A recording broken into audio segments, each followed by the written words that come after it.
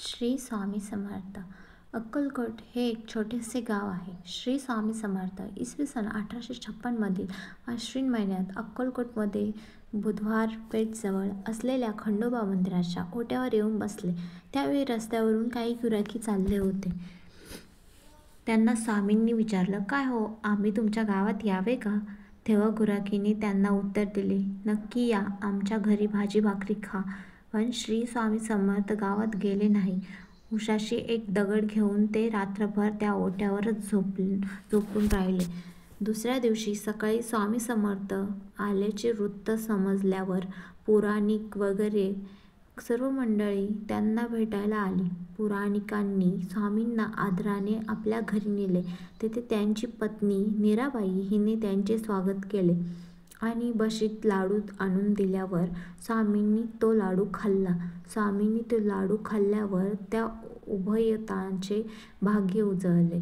त्यानंतर स्वामी जवळच्या गणपती मंदिरात निघून गेले. गणपती मंदिरातही स्वामींच्या दर्शनासाठी खूप गर्दी झाली. गावात एक साक्षात्कारी साधू आल्याचे वृत्त समजताच अक्कलकोटचे मालोजीराजे आपल्या दाजीबा भोसले ह्या कारभाऱ्यासह स्वामींच्या दर्शनासाठी आले. मालोजीराजांनी स्वामींना नारळ आणि हार अर्पण करून आदराने वंदन केले. तेव्हा स्वामींनी मालोजीराजांना स्वहस्ते श्रीफळ दिलं आणि हार दाजीबा भोसले या कारभाऱ्यांच्या गळ्यात घातला.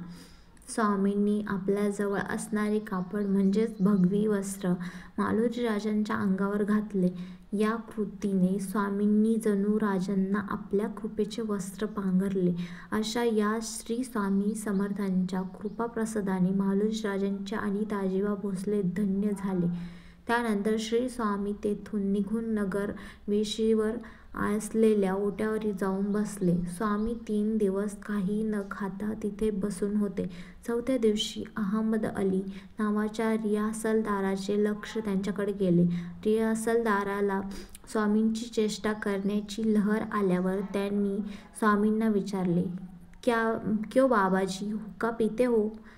तेव्हा स्वामींनी उत्तर दिलं, "हाँ, जरूर, क्यों नहीं." तेव्हा त्याने अग्नी न घालता एक चिलीम स्वामींना दिली. स्वामी पुढे काय करता हे तो कुतूहलाने पाहत होता. त्यांचे कपट स्वामींच्या लक्षात आल्यामुळे त्यांनी काही न बोलता चिलीम ओढली. स्वामींनी चिलीम ओढल्यावर त्यातून धूर बाहेर पडू लागला. चिलीममधून धूर निघताना बघून रियासलदार घाबरला. स्वामी कोणते तरी सत्पुरुष आहे आणि आपण उगीच त्यांची परीक्षा घेतली या विचाराने तो स्वामींना शरण गेला. स्वामींना शरण गेल्यावर रियासलदाराचे स्वामींचे पाय धरले आणि त्याची क्षमा मागितली, कारण त्यांच्या मनात स्वामी